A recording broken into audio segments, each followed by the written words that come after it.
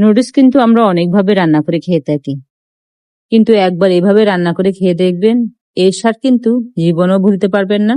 আসসালামু আলাইকুম everyone, welcome to cooking network. আগে থেকে কিছু গরম পানি আমি বসিয়ে রেখেছি। পানিটা একটু যখন ফুটে উঠবে তখন এই নুডলসটা আমি দিয়ে দেব। 2 থেকে 3 মিনিট আমি নুডলসটা সিদ্ধ করে নেব। একই কড়াইতে কিছু পরিমাণ তেল দিচ্ছি। হাড় ছাড়া চিকেনের যে বুকের অংশটা আছে সেটা নিয়েছি। এই চিকেনের সাথে আমি লবণ, মরিচ, কর্নফ্লাওয়ার আর কিছু ময়দা দিয়ে মেখে 1 ঘন্টার মতন রেখে দিয়েছি। চিকেনটা আমি বেশি ভাজবো না, হালকা একটু গোল্ডেন কালার হয়ে আসলে এর মধ্যে আমি টমেটো কেচাপ দিয়ে দিব।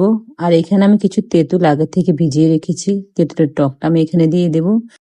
এখানে আমি 2 চামচ নিয়েছি কর্নফ্লাওয়ার। এই কর্নফ্লাওয়ার আমি ঠান্ডা পানি দিয়ে গুলে নেব।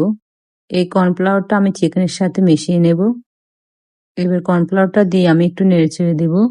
এখানে আমি 1/2 চামচ দিচ্ছি মরিচ, সামান্য পরিমাণ লবণ আর 2 চামচ দিচ্ছি আমি এখানে চিনি।